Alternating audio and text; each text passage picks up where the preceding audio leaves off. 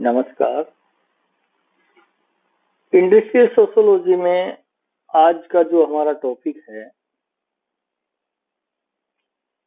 वो है नवीनीकरण के उद्देश्य, ऑब्जेक्टिव ऑफ इनोवेशन। इससे पूर्व के टॉपिक में हमने आपको नवीनीकरण और विवेकीकरण की पूर्ण अर्थ, परिभाषा और विशिष्टताओं पर बताया था। इस टॉपिक में हम नवीनीकरण के उद्देश्य, ऑब्जेक्टिव के बारे में बताएंगे कि नवीनीकरण क्यों किया जाता है, इसके क्या उद्देश्य हैं।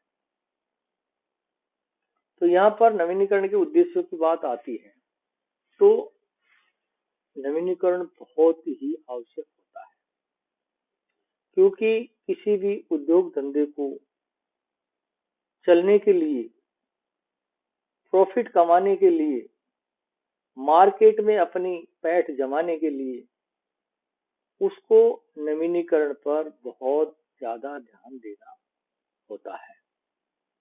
उनका मुख्य उद्देश्य ही नवीनीकरण होता है, क्योंकि बिना नवीनीकरण के वो उस मार्केट में जम नहीं सकता। आज की टाइम बहुत कंपटीशन हो गया है, बहुत प्रतिस्पर्धा हो गई एक दूसरे के माल को लेके। हम देखते हैं कि आज औद्योगिक जगत के अंतर्गत किस तरीके से कंपटीशन है कि एक से एक नए प्रोडक्ट, सस्ते, सुंदर, टिकाऊ, सभी चीजों को ध्यान में रखते हुए बनाए जा रहे हैं। ग्राहकों की मांग को ध्यान में रखते हुए, उनकी आवश्यकताओं को ध्यान में रखते हुए नवीन आविष्कार किए जाते हैं और उन आविष्कारों के माध्यम से नए प्रोडक्ट्स बनाए जा रहे हैं।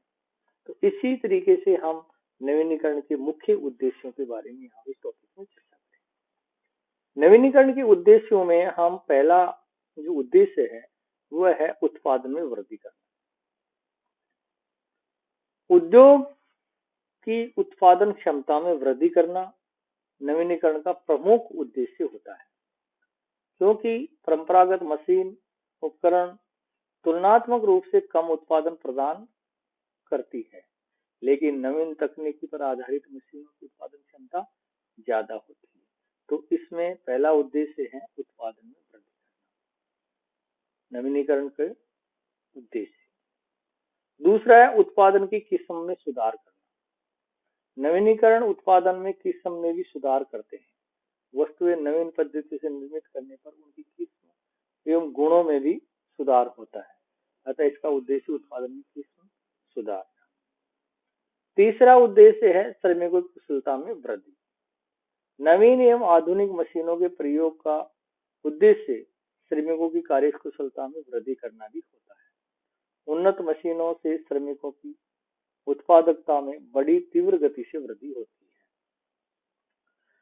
है। इसी प्रकार से चौथा उद्देश्य है साधनों का अधिकतम उपयोग।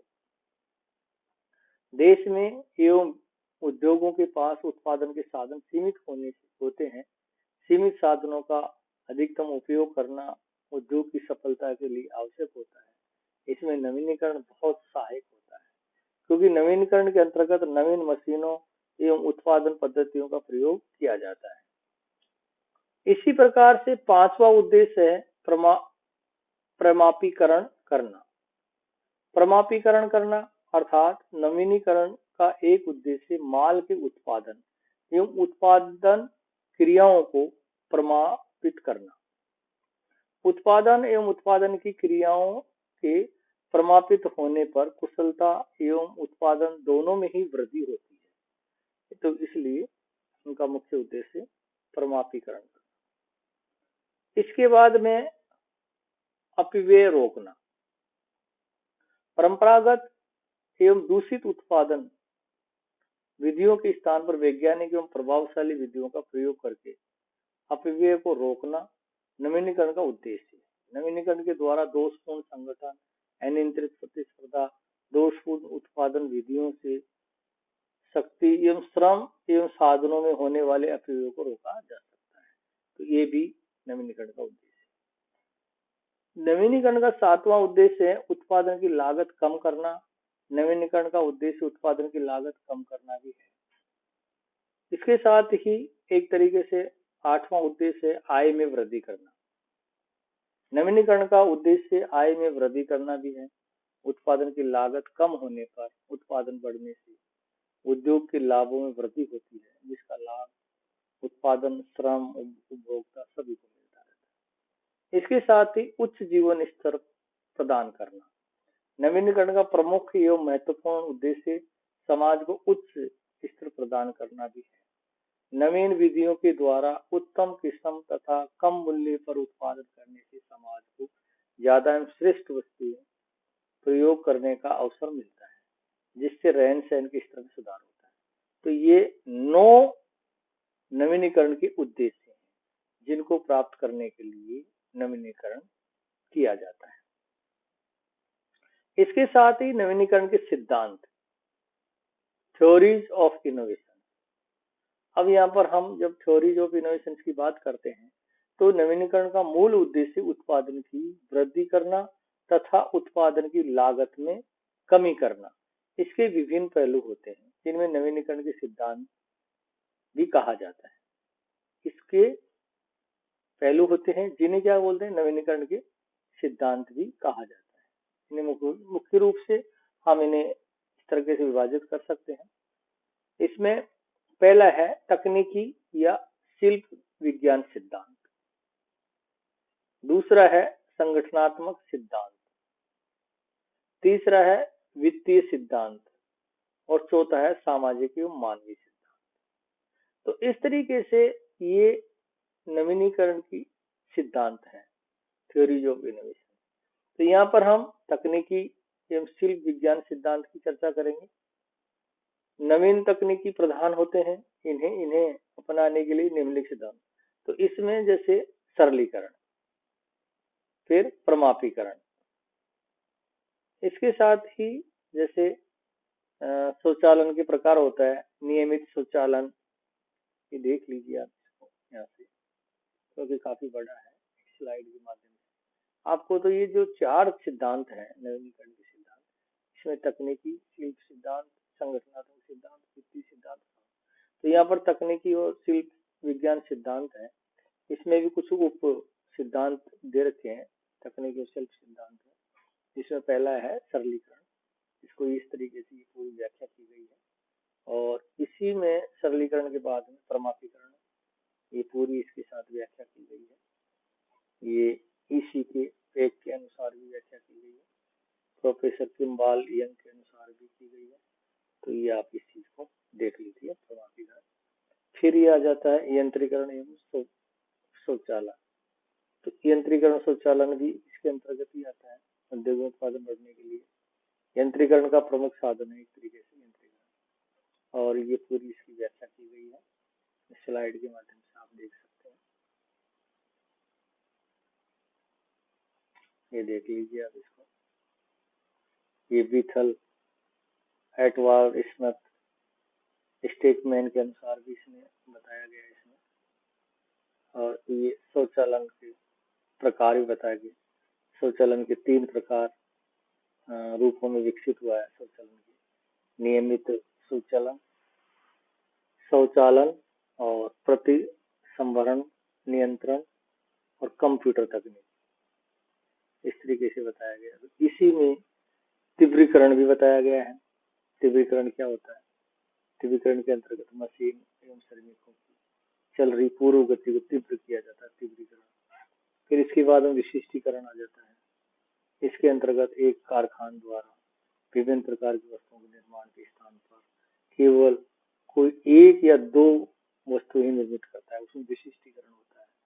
इसमें क्रम से विभाजन के अंतर्गत भी आंतरिक संगठन को वैज्ञानिक प्रतिबंध के सिद्धांत के आधार पर पुनर्गठित किया जाता है। इस तरीके से फिर आ जाता है संगठनात्मक सिद्धांत। संगठनात्मक दृष्टि से नवीनीकरण एक ऐसा सुधार है जो संस्थान के आकार, पूंजी, उत्पादन व्यवस्था आदि पर नियंत्रण रखता है। मेक गिरगोर के अनुसार संगठन संबंधी पहलू के अंतर्गत उद्योगों को एक प्रकार की सरकार मानते हुए इसका उचित प्रकार से संगठन करना होता है, जिसके विभिन्न उत्पादन परंपराओं से सम्मिलित होने चाहिए। ये चीज हो जाता है। तो ये दूसरा आ जाता है उसके बाद सिद्धांत संगठनात्मक, मतलब एक तरीके से मैनेजमेंट होता है पूरी इस चीज को, पूरी फैक्ट्री का या पूरे उद्योग का मैनेजमेंट होता है। इस तरीके से ये पूरा स्लाइड के माध्यम से आप देख लीजिए।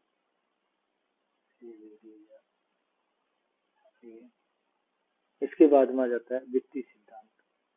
वित्तीय सिद्धांत में जो इसका नवीनीकरण का एक आवश्यक पहलू है वित्त भी है, क्योंकि नवीन यंत्रों या उन्नत विधियों को अपनाने के लिए पर्याप्त मात्रा में पूंजी की आवश्यकता पड़ती है। तो उसको किस तरीके से आप एडजस्ट करोगे, आप पूंजी की कमी को किस तरीके से दूर करोगे, कम पूंजी से अच्छा उत्पादन किस तरीके से आप वो करोगे, कम पूंजी से अच्छी मशीनें किस तरीके से खरीदोगे, अच्छा मैनेजमेंट किस प्रकार से दोगे, इस तरीके से सारे वित्तीय सिद्धांत के अंतर्गत आता है। इसमें ये ध्यान रखा जाता है कि पूंजी प्रबंध इस प्रकार से किया जाए कि उद्योगों में पूंजी आवश्यकता में न कम रहे और न आवश्यकता से अधिक। पूंजी की कमी अधिक के दोनों ही दोषपूर्ण होते हैं। पूंजी की व्यवस्था आंतरिक और बाह्य दोनों ही स्रोतों से सुविधा अनुसार की जा सकती है। आंतरिक स्रोत से अंशधारियों की पूंजी और लाभों में से बनाए गए सुरक्षित कोष सम्मिलित होते हैं तथा बाह्य स्रोतों से बैंकों तथा जनता से लिए जाने वाले ऋण होते हैं और विभिन्न स्रोतों का उपयोग करते हुए पूंजी की लागत कम से कम करने का प्रयास किया जाता है। तो ये वित्तीय सिद्धांत होता है। इसके बाद में सामाजिक एवं मानवीय सिद्धांत, ये एक लास्ट सिद्धांत है। इसमें सामाजिक और मानवीय सिद्धांत के अंतर्गत नवीनीकरण की सफलता के लिए सामाजिक और मानवीय पक्ष पर विशेष ध्यान देना बहुत ही आवश्यक हो जाता है। यदि इस पक्ष की उपेक्षा करके नवीनीकरण करने का प्रयास किया जाता है तो वांछित सफलता नहीं मिलती। इसके अंतर्गत नवीन साधनों से संबंधित परंपरागत विधियों के अंतर्गत नवीन एवं उत्पन्न विधियां अपनाई जाती है।